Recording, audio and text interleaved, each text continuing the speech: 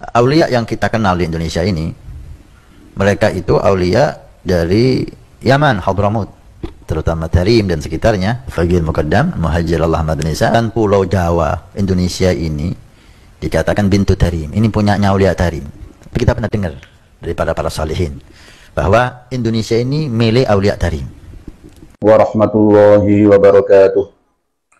Bismillah, alhamdulillah, wassalatu wassalamu ala rasulillah Muhammad ibn Abdillah wa ala alihi wa sahbihi wa mawala, amma ba'd. Pada kesempatan yang penuh dengan kebahagiaan ini, kami akan menyampaikan dan menjelaskan tentang video dari Habib Hasan bin Ismail Al-Muhdhar. Beliau adalah Habib Ba'alawi yang sudah lama tinggal di Indonesia ini, bahkan lahir di Indonesia juga.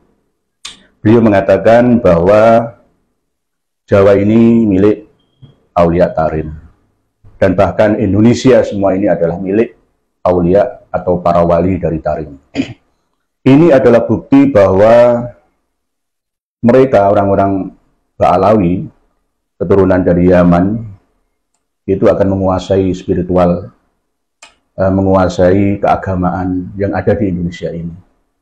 Mulai dari merubah jati diri bangsa, merubah sejarah bangsa, sampai budaya dan politik bangsa. Ini sangat berbahaya. Oleh sebab itu, kami sarankan kepada saudara-saudari kami dari para habib yang ada di Indonesia semuanya, mulai dari Sabang sampai Merauke, mulai dari Miangas sampai Pulau Rote, untuk sadar. Bertaubatlah kalian. Sadarlah kalian akan kekeliruan kalian selama ini. Kalian merasa bahwa selama ini tidak ada yang mengoreksi. Orang-orang Indonesia ini sama diam, seakan-akan tidak mengerti. Ini sudah mulai dan saatnya bangsa Indonesia, umat Islam khususnya, untuk bangkit bersama dari tidur panjangnya, lama dijajah oleh mereka. Pernah saya sampaikan dalam beberapa pertemuan yang lalu bahwa kita terlepas dari mulut harimau penjajah Belanda, diterima oleh mulut singa Jepang, diterima oleh mulut buaya orang-orang Yaman Ba'alawi. Mereka menjajah kaum Ba'alawi ini secara halus, tidak dengan senjata, tetapi dengan kata-kata dan doktrin-doktrinnya, dogma-dogmanya.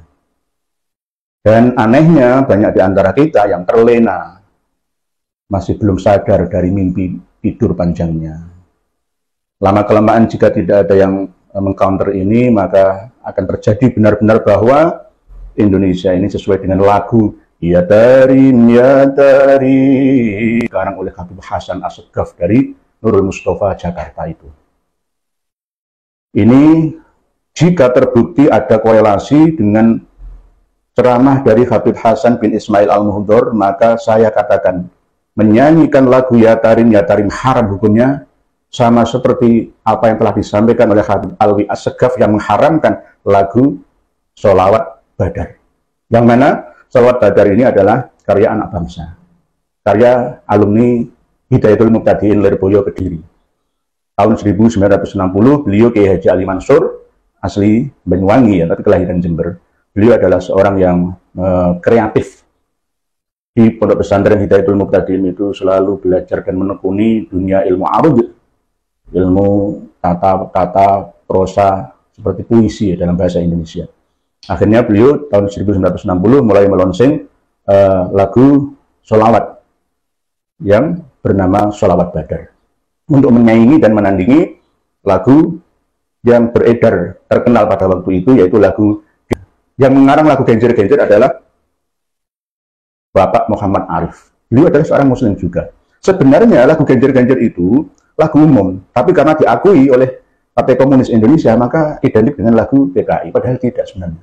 Lagu Genjer-Genjer itu adalah lagu jeritan rakyat kecil dari penindasan penjajah Jepang.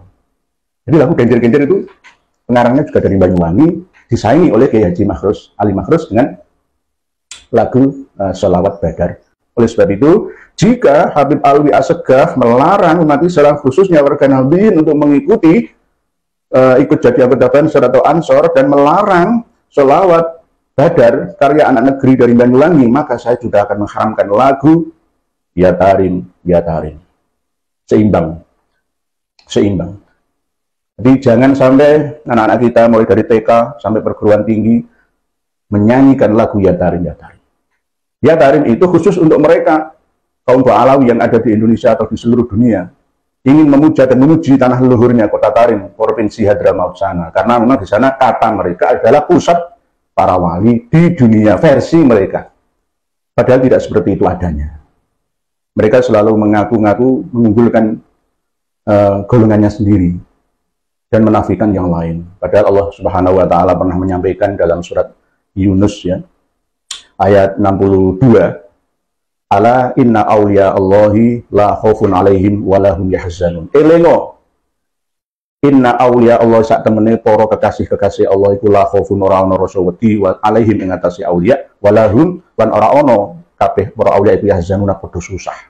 Ingatlah wali-wali Allah itu tidak ada rasa takut pada mereka dan mereka tidak bersedih hati baik di dunia sampai di akhiratnya. Itu wali. Jadi wali itu bisa siapa saja, dari golongan mana saja, suku bangsa apa saja.